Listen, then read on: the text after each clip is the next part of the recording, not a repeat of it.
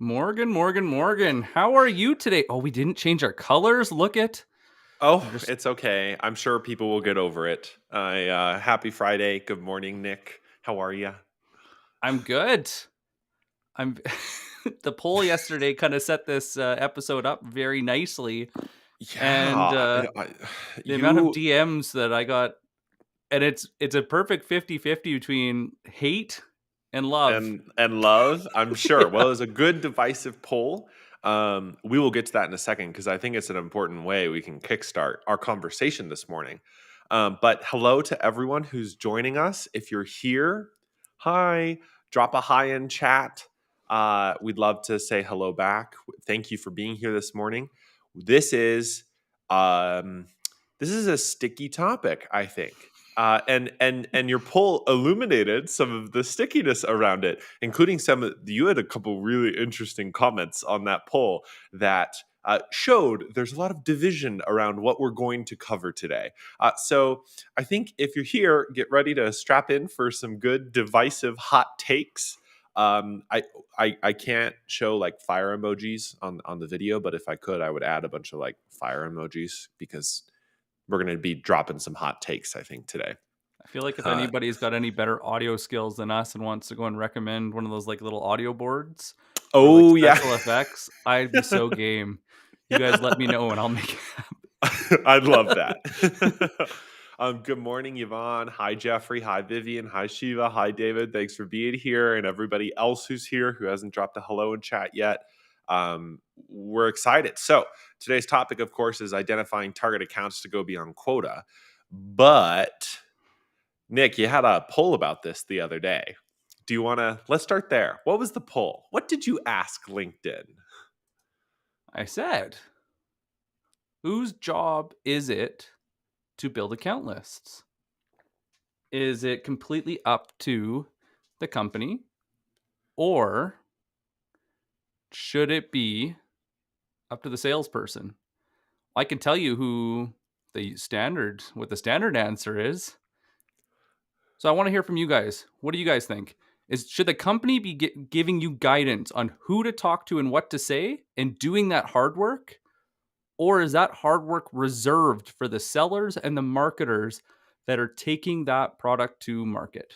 What do you guys think? Throw in the comments. I'm curious to hear what you say.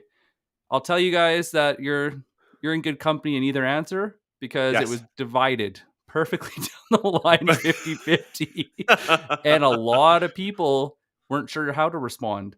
And so Mhm, they messaged me out of curiosity. If mhm. you guys know anybody right now that is struggling with prospecting, they don't know who to talk to or what to say. They don't really have a system or a playbook that they use to go and build those account lists. And when they're reaching out to people, their reply rates are bad. Mhm, They're not booking the meetings that you need to hit quota. Tag mhm. them. Yeah. This is going to be a deep dive and it might be controversial. I warn you right off the start. Well, and it's so interesting, Nick, because over those past couple of weeks since we launched Aligned, our consultancy, and we've begun sort of rolling out some more of these hot takes that come from our experiments and our experience with these companies that we've begun talking to and working with. It is very clear, and I'm surprised. I think, Nick, you have more industry experience on the sales side than I do, but I'm always so surprised by what the sales team's jobs are.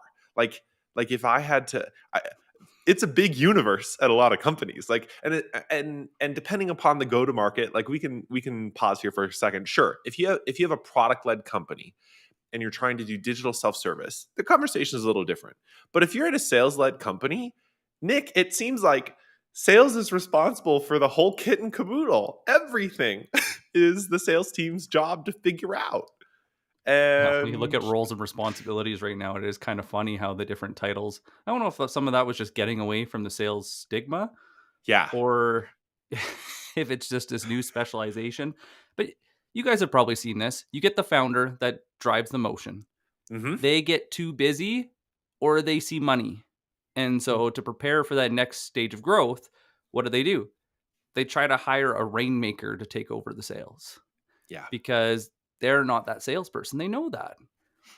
And so what happens? There's no ability to jump in their brain and download all of that niche information, those subtle nuances, those pains, those conversations, that trial and error that they did over the first 3 years before they hired that salesperson never gets downloaded, never gets communicated. And so it's literally trial by fire for these salespeople. And when they don't hit quota because they were told to do it too fast, too quick, they get fired. Yeah. And then it's a vicious cycle. So what happens next? Well, then they look at marketing. They're like, well, maybe like there's something wrong with this. And so then we look at marketing and we go and say, well, maybe we need to go and do a proper demand gen play. Maybe we need to invest into paid ads. Maybe we need to go and relentlessly email the entire world because, the volume game is what works. There's all these different things that people will then do. And then when they can't do it internally because they're doing basically digital sales and not actual marketing, they fire the vendor. And we've seen this over and over. And it's funny because me and you have been on different sides of the coin on this. It's like a toxic relationship. It's just it this is. vicious cycle, man. And then you get to finally the third step where they're like, oh, maybe the product's wrong or the pricing's wrong. Yeah. Or, the way we see ourselves isn't the way the market sees us. And maybe what we think doesn't matter. It's how we're perceived in the market is what, is what people are willing to pay. Yeah. There's these different like subtle nuances. But it's kind of funny. I was telling you this at the pre-show. I was thinking about some of my past experiences, and the way people go to market, the way people sell, is like seeing an attractive person at a bar. And you walk over to them and you offer to buy them a drink, and they say no, and you're like, "Well, what the hell? Like, I looked at my ICP. You were on my account list." Your name is this, so you're the right persona. You're my buying persona. Why wouldn't you want to take a meeting with me? It says right here that you're the person that I should be talking to. And she's like, well, I'm not single. I never gave you any triggers, any events, any notion that I was interested in you.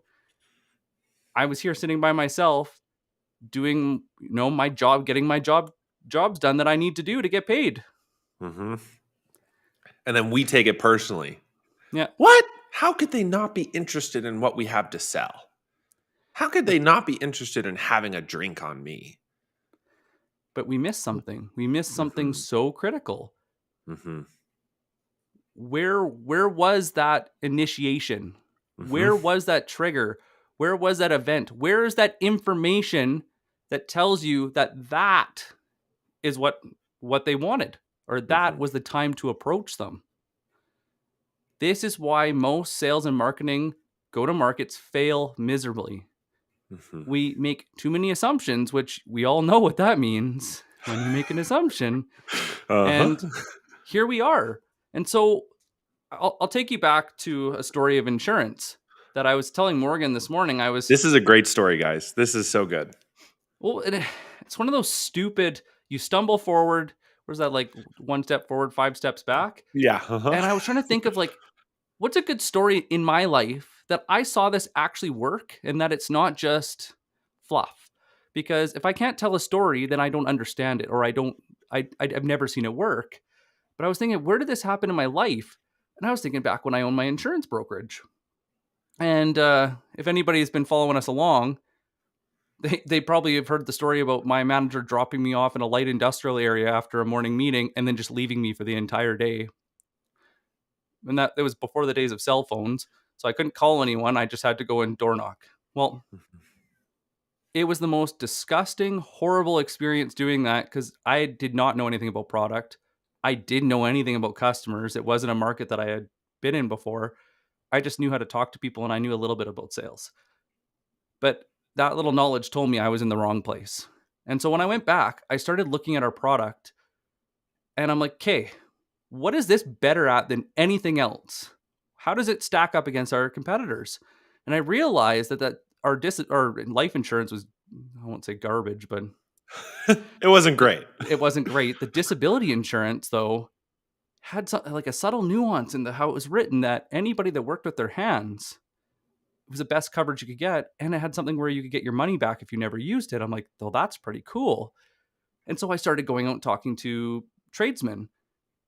And a lot of them said they needed it. They'd book a meeting with me and then they no-show. And I'm like, well, what the hell? Why would you give me all these buying signs that you like this, that it makes sense, but then never pull the trigger? So what am I missing? Mm-hmm. Well, there was no event. There was no pain, strong enough pain that they felt daily or weekly that really pushed them over the line to buy, to make Mm-hmm. a change. And that change was never now. So they were always waiting for later when it was important because it wasn't Mm-hmm. important at that time. So I'm like, so what would make this important? And so I started looking at who had bought from me, who was interested, and who actually moved that forward and made that change. And I realized there are some people that had active lifestyles outside of work and they loved to go have fun. And I was up in Edmonton at this time, so they were playing in the snow. Snowmobiles, dirt bikes, quads, snowboarding. They were active.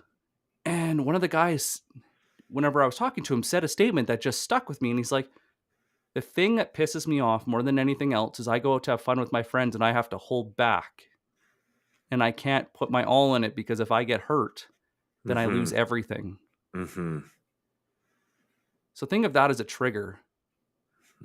Do you ever hold back on what you do outside of work for fear that you can't earn a living with your hands? That's such a good question to that man.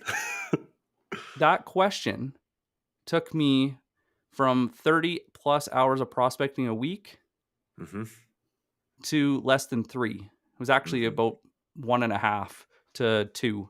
But it was interesting because once I knew that was the question, then I started thinking of what are symptoms, what are signs that these people look like that, act like that, are like that. So I Mm-hmm. looked for people that had snowmobile decks on the back of their trucks. I looked for Mm-hmm. people that had sport emblems on their trucks or their vehicles.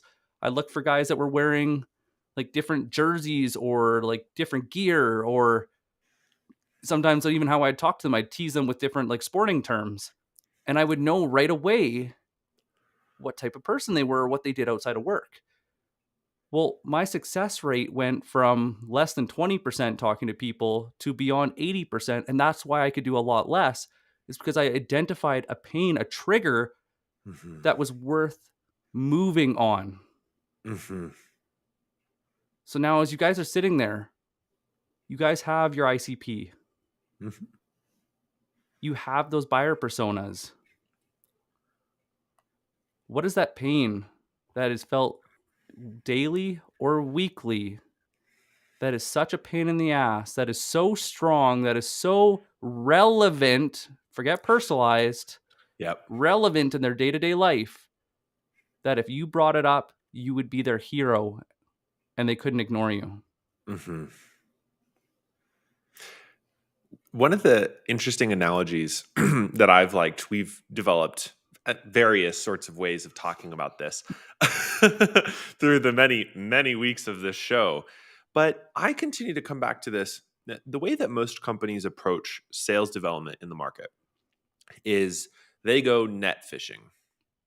So basically, you're on a big boat, there's a big ocean, you drop some bait, and you hope some fishes show up in that spot, and then you cast a net and you try and catch some of the fishes. Now, some of the fishes are too smart, so they escape the net. So you try and get something out of the ocean because it's a good spot in the market. It's the right spot, but you're casting this big net and you're just trying to bait them in to have a conversation, and then you try and scoop some up, and most of them escape, or a good chunk of them do.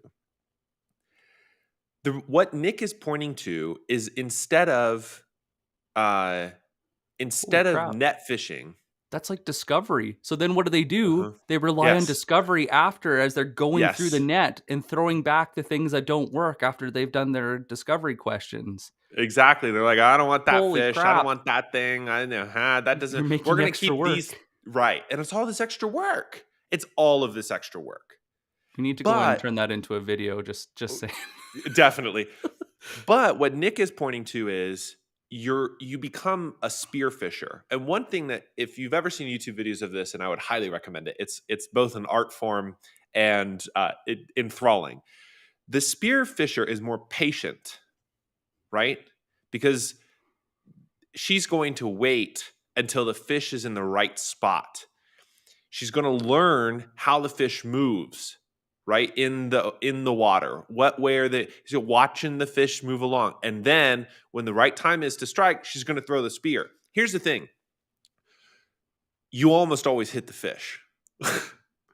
Okay, every once in a while you miss, which is fine, but great spearfishers always hit the fish, and the reason is they patiently study the movements of the fish in the water, otherwise known as studying the pain of their target customers in the market.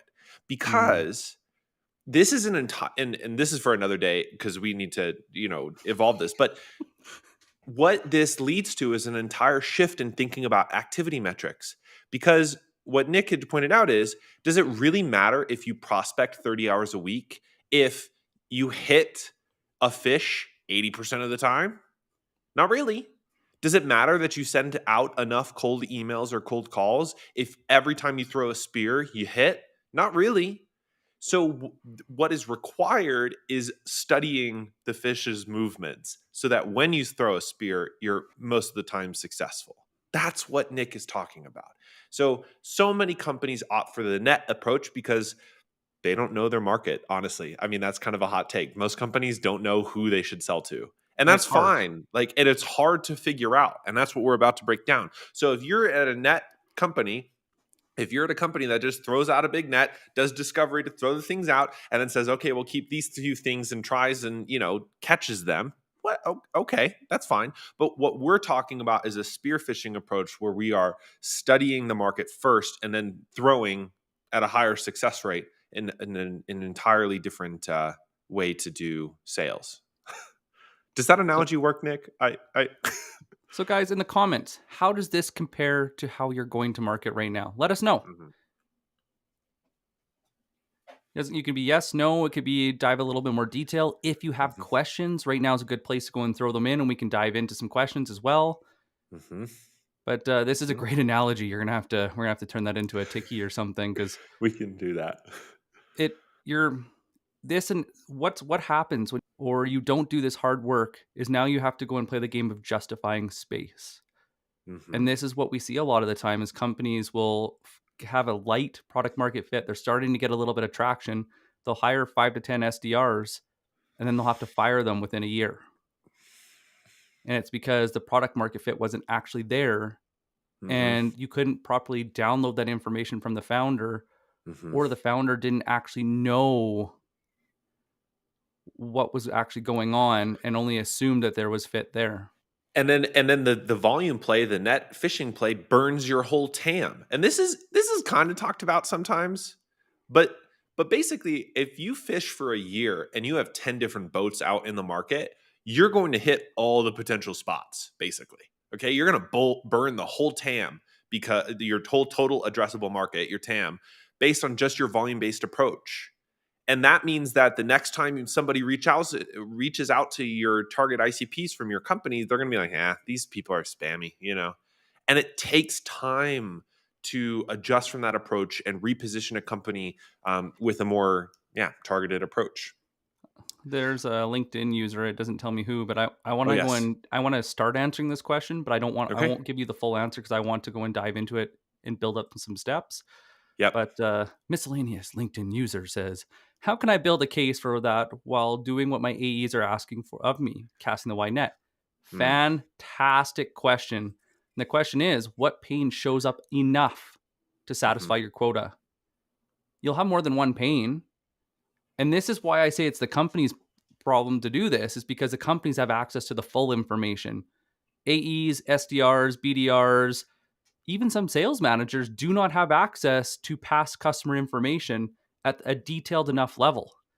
Or nobody did customer interviews, or nobody did win-loss analysis. This is why it is a collaborative event because it needs to be adjusted as you go. But this is the hard work, and it takes weeks or not months. And so what are those problems that show up more often that you solve? Only start with one or two, but find those one or two problems.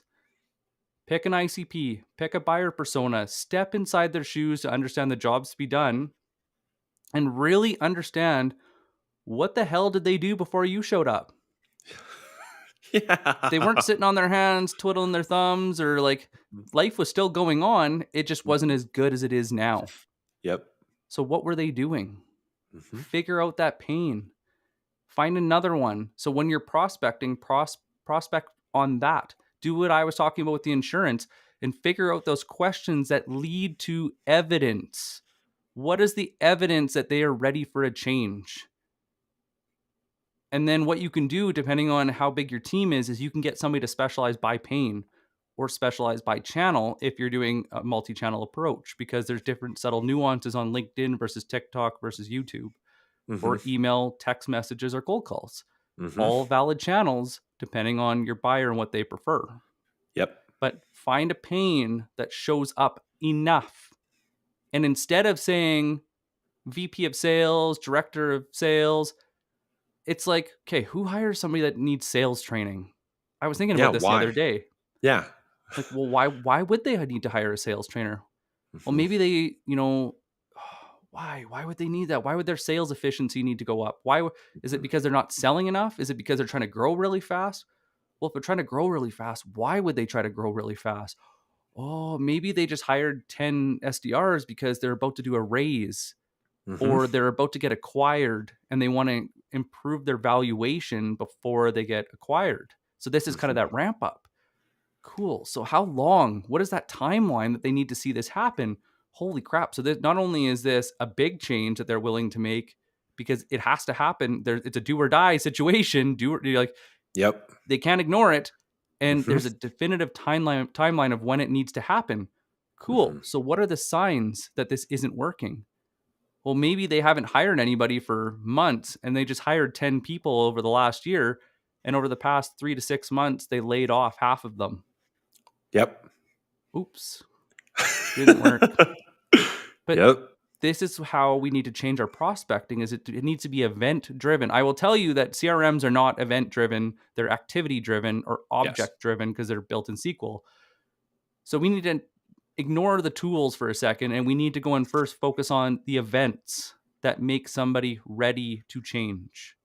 And and I'll just say this really quick. I think there was a comment somewhere a little while ago. Like, intent data is not what we're talking about. No. Intent data is cool, but it's not pain based. Somebody going to your website says nothing about your pain. Somebody downloading an ebook says nothing about their pain, right? So one of the thing I've said this before, and I will say it again until my dying breath. People do not wake up dreaming about what software they can purchase today.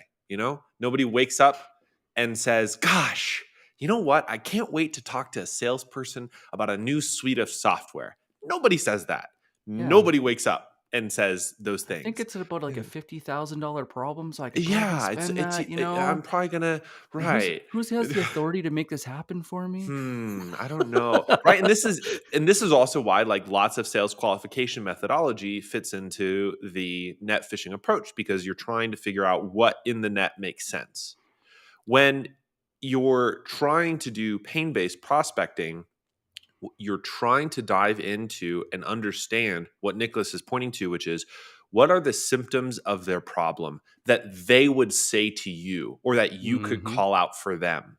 And the best way to do that is to talk to customers and talk to prospects to understand their language, of course. But people don't, let's talk about commission based software. There's a bunch of different companies out there that now sell software that helps simplify commissions. The reality is, most sales managers don't wake up dreaming about commission based software. I'm just going to riff on this for a second as an example. They probably dread doing Excel spreadsheets. They probably dread getting something wrong and have one of their prize staff members, get the wrong commission. And then they would Or leave. leave. They probably dread turnover. They probably don't like the amount of work it takes for the 6 different people to do commission right. They probably don't like, right, all of the features of the status quo that create anxiety and stress and worry and fear. Those are pains, right? And now it's our job to identify the symptoms of those pains. What does that mean in their day to day? Do their managers harp on them to get commission done faster? Probably not. Do their sales teams want to get paid correctly? Yeah, absolutely. Have they had turnover? Have they had new funding? Have they had a whole new sales team created? All of these little events that Nicholas is pointing out to that we can identify by publicly available information, or at the very least, LinkedIn Sales Navigator, that will assist in us saying this is the right company. Because ultimately, and Nick, I don't want to steal your thunder here too far, but Fire away. basically, the goal of this is that within your ICP or within your industry, you could pull a random list of 100 different companies and say yes or no to all of those 100. Mm-hmm. That's the goal.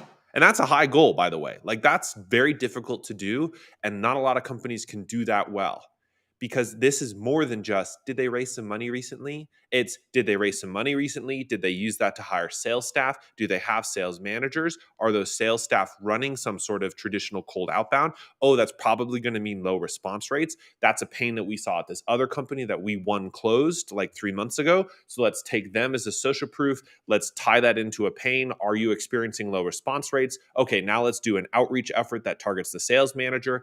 Now we're threading all of these things together, and we can look at different companies and say, yes, probably not, yeah, no, no, yes, no, no, based on our understanding.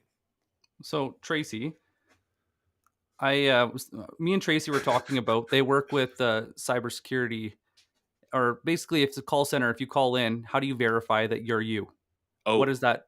And we've totally. all had that ugly experience of what that looks like. Well, you can't go and do, even if you secret shop that, and you're like, oh my God, that was one of the worst like caller experiences, and you call in to go and tell somebody about it. You can do that. Mm-hmm. But something that might be interesting that you can actually find in one of the buckets that are available in data is, you know, hey Tracy, was looking at your company on LinkedIn and saw you didn't have a cybersecurity specialist. Or I apologize, Tracy, I don't know all the terms in your market, but somebody that specializes in the verification process for your customers, you know, and then insert problem. Mm-hmm. That could be a sign that they haven't taken it seriously because nobody has it in their roles and responsibilities yet. So you can actually use Sales Nav and do Mm-hmm. keyword search on the top left, and you can actually find that in job descriptions that the people that have it or that don't, Right. And even like or a job hiring competitor. profiles or like customer retention specialists, depending upon how your product is positioned in the market effectively against your competitors. Is it more security focused? Is it more customer retention focused? Some of those things will depend upon the firm, but you're just trying to find validation. This company is probably experiencing this. How do I know? So when you're going through this process, it's going to flip your whole world upside down because Yeah. the vanity metrics that you guys have company wide, that was based on um, predictable revenue. If you do Hmm. so many actions, you get this type of result. Hmm. That doesn't work anymore because if I can go and shoot at everything moving down the street, doesn't mean that I got the deer that I had a tag for. I don't hunt, so Mm-hmm. Yeah. I could go and try 1,000 deer and only like one of them. That's much more your alley. That's much more my alley. But I know what to look for now. But that's different. So when you're doing this and you're looking at the total market that you could address, what is the minimum requirements to work with you? Hmm. What's the minimum? So for us, maybe one of them could be, maybe they have a wacky ratio of sales to marketing, which says that marketing isn't valued and it's there just to service sales. And so sales are left to do all the prospecting. But if I look at their website and their website doesn't have a clear value prop, it doesn't work because then it tells me that those salespeople are probably really going to struggle with who they're talking Hmm. to because they're not clear on who that is either. Yep. And so what is that minimum?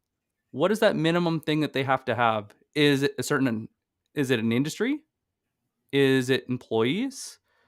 Is it headcount in a certain department? Is it a rate of growth? Is it a funding round? Hmm. What is the bare minimum they have to have for them to realize the full value of what you offer? Because if you don't take this into consideration, guess what you're going to be playing? The discount game. The discount game. Yep. So this is the bare minimum. The next part is, where's the best place? What is the biggest pain and where does it show up the most? So let's just say we take software or Yeah. IT, Yeah. right? We see this all the time with the wacky ratio of sales to marketing. Mm-hmm. I can go in Sales Nav. I can actually go and put in less than it's not as good as some other software suites, but I'm not going to dive into that today because those software suites get expensive. If Mm-hmm. anybody's Yeah. interested, shoot me a DM and I can go and get you in the loop on some of the other software suites that are available.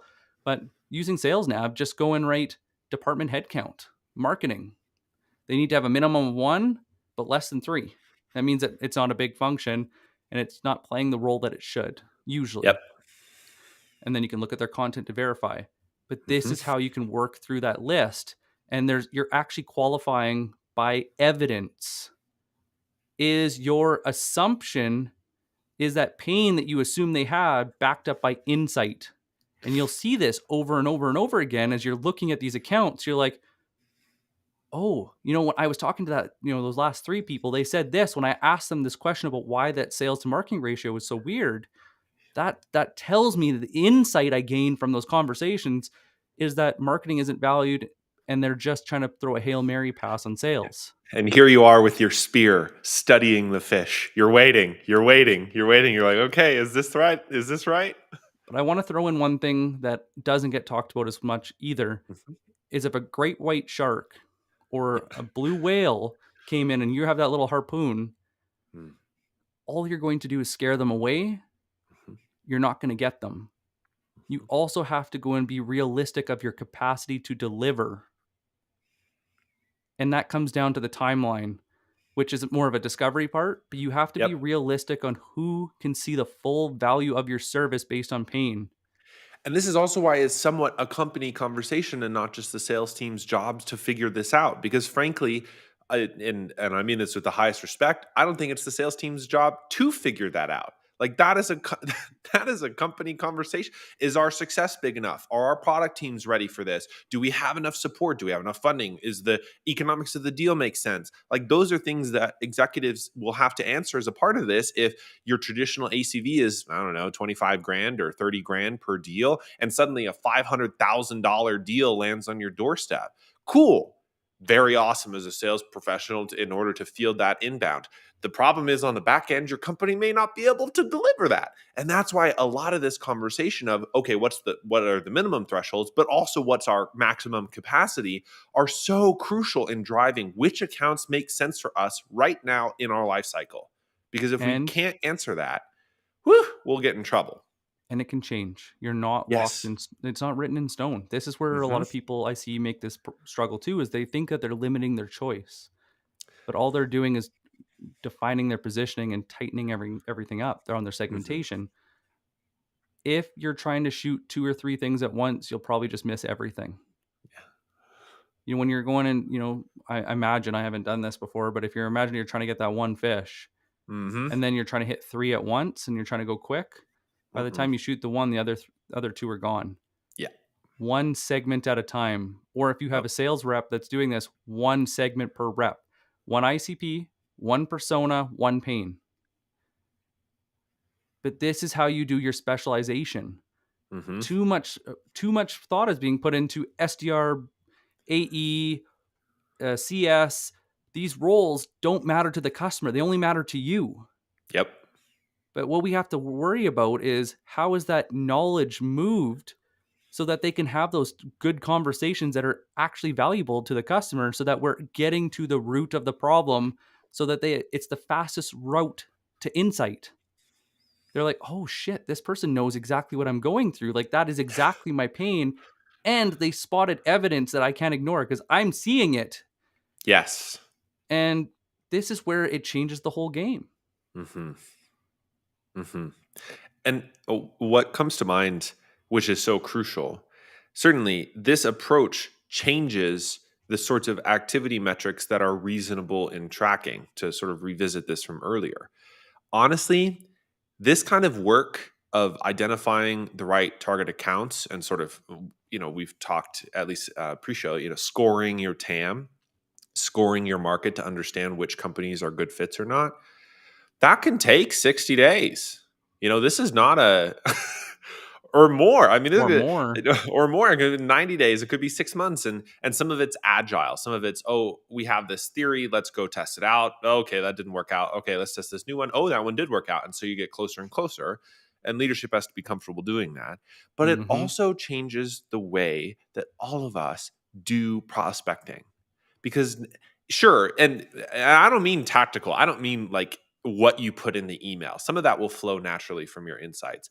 I mean cadences, volume-based approaches, the activity metrics that we're supposed to uphold. Because if you have that spear, that fish is right there and you hit it, does it, you can exceed quota probably very quickly. And Nick, you actually have a ton of experience in doing this where your fellow sales team members were doing 30 calls a day and you were doing 3, and they would get barely any response from their 30 and you would get 2 of those 3 to say yes. Well, one of my favorite parts too is we always used to track dry runs. Mm. So how many sales prospects did you take through almost the whole process and then get nowhere? Mm-hmm. When I switched to this approach, and I have to thank Jordan Crawford because he amped this up 1,000 times and has been teaching me. And it's always funny when you have something that's kind of in the back of your brain, but you haven't really quantified it, and then somebody says it in a way that just makes sense, and you're like, "That's why that worked." And so, yeah, Yeah. just it. Anyway, But dry I runs. went from the dry runs. We used to go in. It used to be about 50-50 amongst that was kind of our group. That it was just expected that you had to book extra because 50% would no show. Mm-hmm. And you'd have to go and do so much more in your pipeline because so much would disappear throughout the rest of the process. And like by proposals, it was a low number that would actually make it all the way through. But what Mm-hmm. I noticed is that more than 80% of the people I started with went through the entire process because I qualified earlier and I asked the tough questions in discovery that allowed me to put the customer first, which was really cool because if you know their timeline, I can actually go and set up my quarters in advance. Mm-hmm. Hey, you're not looking to go and start this initiative until next quarter, and you need to have it done by this time. Well, it sounds like if we started about here, we could go and get that started, book that next meeting, stay in touch, use social selling to go and keep delivering them good content, Mm-hmm. and be connected with them. Reach out from time to time. But now you're actually getting ahead of the curve and you're taking that stress off your plate instead of always living month to month. Because you know what? I don't care if your company erases your traction at the end of the month or the end of the quarter. This doesn't work that way because this is based on you.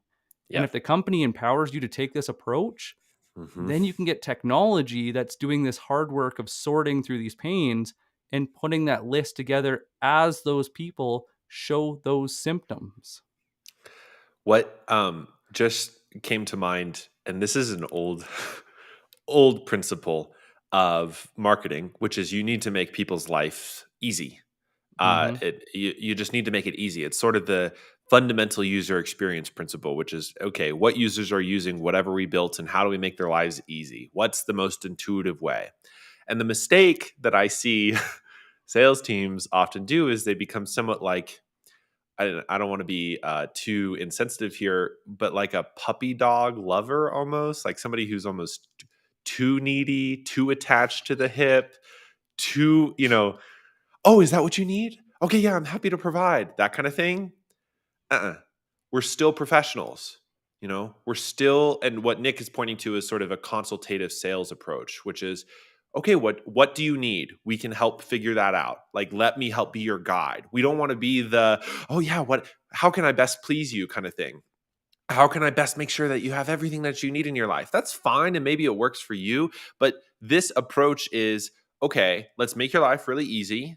Let's figure out your requirements. And I'm here to help you guide through the whole process. That's the consultative sales approach. There's no need to go and say, Morgan, Yeah. what keeps you up at night? Oh. Because you've led with insight, you've identified a Uh-huh. pain, you've Yep. labeled the evidence that led you to that conclusion, and that conversation has started.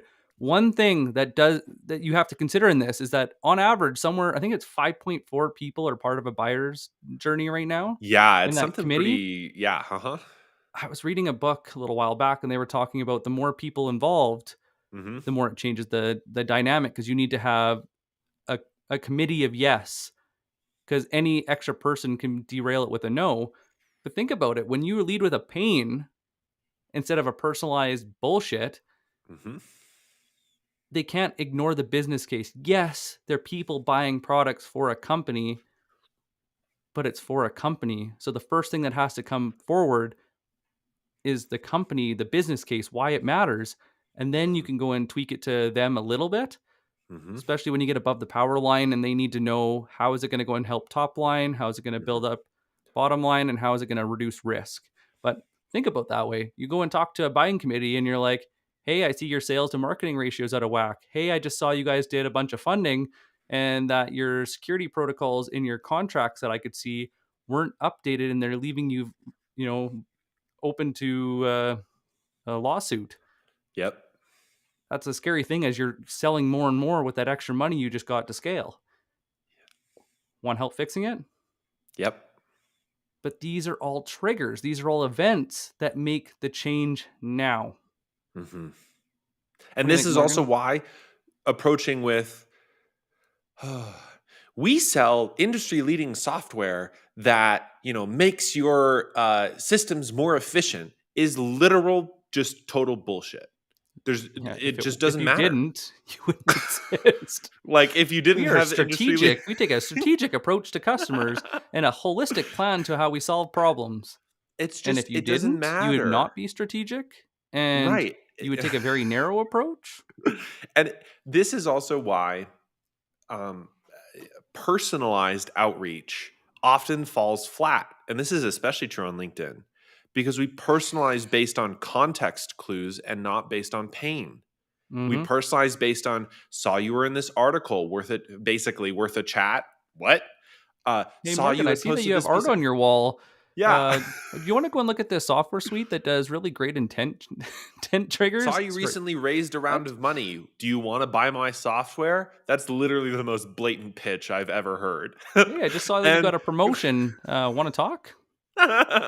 which none of that matters, right? We presume this sort of personalization is an event that matters. It doesn't matter. And in fact, Nick and I have talked with a ton of executives that have delayed putting their promotions Three to out on six LinkedIn months. 3 to 6 months because they don't want the inundation of personalized connection requests and pitches based on the fact that they were recently promoted and some assumption of pain. Like obviously the whole engagement strategy is a large conversation for another day, but and we've done some of that already on this live show for those of you who are new here. This is every Friday. The but we making it relevant is that key to personalization. And that relevancy is based on insight into what sort of pain they're experiencing. And I really want to hammer this, Nick, because you kind of glossed over it this week. And I feel it's so crucial having a sales professional focus on one persona within one ICP that's experiencing one kind of pain. I Because mean, the a playbook. difference, the difference between targeting 7 different companies and you go after 3 different personas and you set up sequencers to try and I don't know do after that, or you spend some upfront time understanding what the director of M&A mergers and acquisition is experiencing at each of those 7 companies, and then doing relevant personalized outreach to each of those personas based on a pain that they are likely experiencing because you've done your research, totally transforms the game. That is the power of uh, of what Nick is laying out here. So, And D'Alessandro just asked something. We should state this. Is there a way to watch previous episodes? Yes, there is. You can listen if you would so care on the podcast, which you can find at b2bpowerhour.com. Or we do have a YouTube channel that has all the video recordings of these shows. So however you like to consume, we're on YouTube, or you can listen to it on the podcast. well, even just go to the website, go to live shows. They're all right there. Morgan put in Yeah, a nice little neat, easy way to find them, faster than indeed. LinkedIn. And then the podcast, because sometimes it's nice to go for a run and learn It's true. I'm a or huge wash chores and dishes or podcast guy. yeah. Oh, I love doing chores with the podcast on. So Okay, hello to all of our audio listeners who are listening to this right now. we got to go back because now Yep. there's a question we haven't addressed. hmm How many? How How many? many, Morgan? hmm How many accounts is enough? hmm So let's go back to your spearfishing versus net example. If I had a net and my ratio on prospecting was low, let's call it hmm 5%, I have to do 20 times more volume to hit the same result. This is where the vanity metrics and the activity metrics come in, depending on. So now let's say we change this. How many do you really need to be chasing every week? The thing is, all the communication you did last week, all the communication you did last month doesn't just magically disappear because somebody said so. Those human beings don't cease to exist. This compounds. When you run a playbook, that playbook, like Morgan said, one ICP, one buyer persona, one pain. That, and then all your messaging that goes with it. That's what you got to do. And now you got to go and build up. So say you build a list of your TAM could be 800 to 1,000. But for that particular playbook, you should have less than 100. Yes. And it should take you 60 days to go and work through it. hmm Please, if anybody, as you're experimenting with this, shoot me a message and let me know.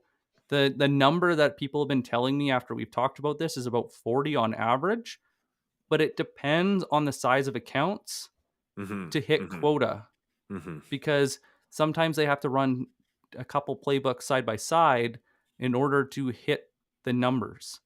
And so they might, if you're an SMB, that number is going to get higher because you need to go in, you'll have the sales value.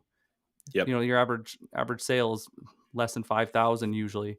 So that'll hmm change things. Where mid-market and enterprise, you might have to go in, you might only get one of those every 6 months, every 3 months. So you're actually adding stuff lower to go and add that. It just depends on your quota and your metrics, but hmm less is more.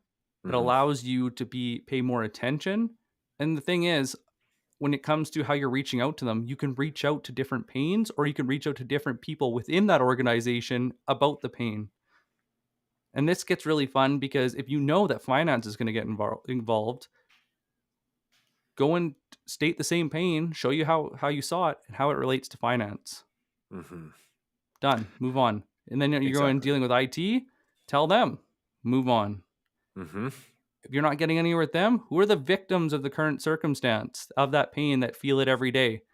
Get them on your side. Route in from the bottom. hmm Cool. Now start to go to the top if that doesn't work. Take that hmm information you learned from the bottom, go straight to the top. Tell them, hey, I was talking to SDRs. This is the pain that I saw, the observation. This is what happened. And by that point, you should be able to calculate the actual loss, that the opportunity they're missing, or the damage that it's causing. hmm But less is more. 40 is probably about the best number you can find. You can use Sales Nav to figure out that list. hmm Don't just write in a list of 100 and then just start calling. You have to qualify each one unless you're using better data that allows you to dial it in. hmm So just something to keep in mind. Well, and just to riff on this for a second, the reason that so this is not totally out of left field, but always a good start. The reason that demand generation programs from the marketing side work is because they generate high intent inbound leads. And what we don't think about high intent inbound leads is those high intent inbound leads have self qualified based on marketing materials. They have seen, not from a sales led approach, but from the marketing side, all of the information and resources, and there's all of the lexicon of marketers that are involved in this. But Hey, they've that's me. seen the yeah, they've seen the content, they've seen what you put out, the insights that your company has, all the rest of it, and they go, "Oh yeah, that's for me. I should talk to them, right? Me. Talk to me. I need to talk with you about this. And so they become high intent inbound. All we're doing is we're just kind of flipping the coin. We are saying, let us as a sales led motion do that front work to figure out who are those kinds of people that would say, oh, yeah, that's me. What would they say? What's going to Mm-hmm. get them to say that? And not from a marketing approach, not from a demand generation side, but from a sales side. What is it that they need to hear? What are the things that are going to get their attention? And all we're just leading with that. That's all. And now it's an outbound motion instead of an inbound motion, but it's the same principle. It's helping them identify their own problems in their own words based on the pain that they're experiencing. And then you're routing based on what makes sense for your deals and your industry. And yeah, there's a lot of tactical approaches about how to write better cold emails, or how to write a better or how to do a better phone call, or how to do prospecting. But honestly, if you do this work up front, and Nick knows this from his experience, and I'm seeing it in real time in ours, it makes your life a lot easier.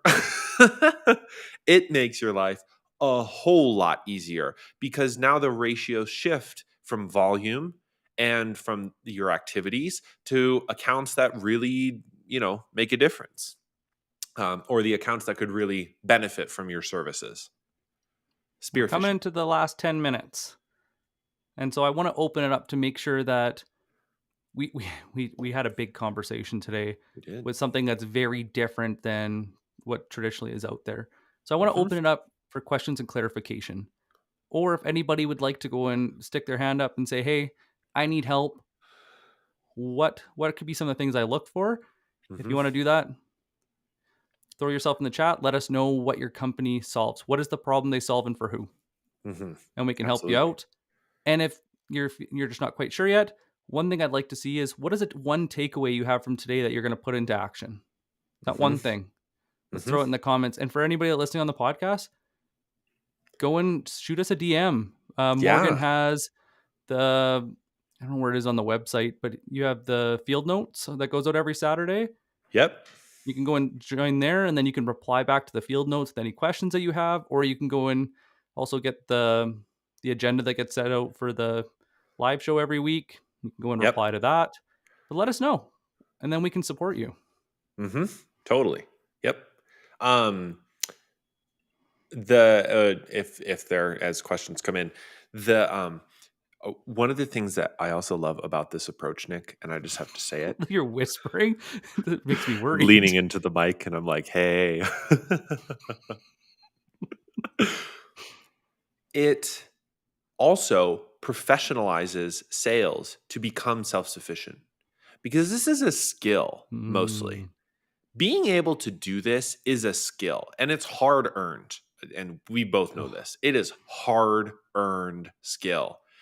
But you can now go to any company once you've mastered this process, any position you work, you can be self sufficient. You will hit quota or exceed it. You will get in front of the right audiences. You know what is required of you in your position, and you're going to mhm. nail it. Um, Jeffrey, great takeaway. Quality over quantity. The old principle. Yep. Quantity is a predictable revenue game. And the funny thing is it it works enough of the time that companies are like, sure, why not? We don't need an alternative. But once you see the alternative, Nick, you're a lot happier doing only a few calls a day instead of 30 calls a day.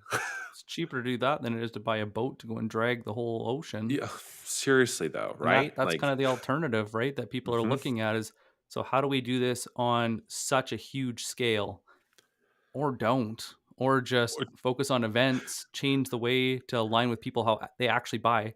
People buy based on events. Mhm. If I'm going to go and buy a fridge, I don't go, this fridge kind of sucks. I'm going to go buy Yeah, a new one. The yeah. fridge dies and I go, oh shit. I need a new I have fridge. $1,000 of food sitting in that fridge and it needs to be not wasted. Luckily in Canada, we have this fridge outside sometimes through the year, so Oh, it could go out there for a little bit, not too long, and long enough to go and get the new fridge. But that's an uh-huh. event. That went Mhm. okay. This went from like, it's noisy and it's not the best, to Mm-hmm. holy crap, I need to go and buy something now. Yeah. And that's basically what we're doing, is you're looking at to do that at scale. Mm-hmm. And as you get better at this and you tighten up what that looks like, that is when you buy tech. Yes. Once you know what to look for, you can go and buy the tech that gives you this data at a scale that allows you to be a sniper. And it's funny because then competition doesn't matter, because really, what did they say? Something about like 70-80% of the time, people pick the first person that reached out about a problem.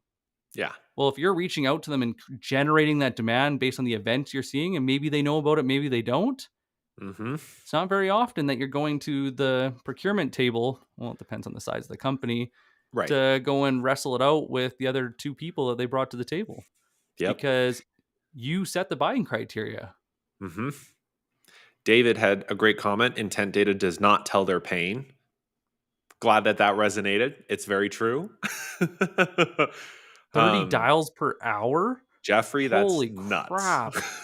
Like now with like connect and sell and parallel dialing, I could see doing that, especially having it pain based. But Yeah. 30 an hour, I used to go and burn out when I was in M&A, and we were required to do 120 plus an hour, or 120 plus a day. And that was a full day. Mm, Whew. that's nuts. Jolynn had asked, just to clarify, when you're saying calls, aka dials, you just mean outreach in general, right? Yes. I mean, Hmm? when we're talking specifically about like cold calls, no, we're talking specifically about calls. But when we're talking about our outbound prospecting methods, yes, we're just talking about outreach in general, depending upon the ways that you need to thread and route into the account. Jolynn had Mm-hmm. asked that in the comments. Jen has a Jen, good question. Let's throw so this in. Jen asked, when looking at different SDR jobs, do you look at the product/software to make sure it's something you would like to represent, or do most people just take whatever SDR job that comes along just to get experience? That's a big, good question. Hmm.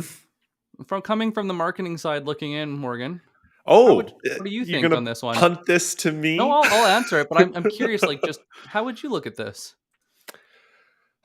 In all of the jobs that I've taken, I've always tried to work for companies that I actually believed in.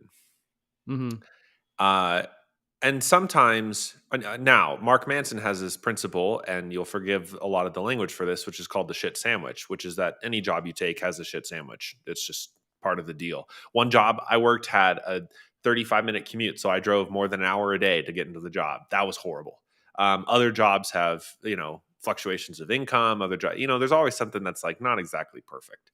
Mm-hmm. So it's sort of getting centered on, okay, what's the sandwich you're willing to eat, right? Is that acceptable to you? You said and it at the bare minimum. and Jeez. maybe it is a company whose product you just don't fully believe in, but you want the experience. If that's what resonates for you, then I'd say then that's what's going to resonate for you. But for me, I've always tried to take after jobs that I actually believed in the software or in the product, because that meant that I was more engaged and more willing to show up every day. Because that's how I work. That's just kind of my inner compass. Nick. There's external and internal factors to this. Ones Hmm. in which you can't see from the outside, so you'd have to go talk to people. But externally, I would look for companies that have product market fit. Yeah. Screw all the rest. Yeah. Have they actually figured out a pain point and people that see the value in fixing it? When you go to their website, are they a small company that look like $1 billion company because we specialize in digital transformation? We are a marketing expert. Oh no. You look for something that actually dives into a real pain at a level that's meaningful.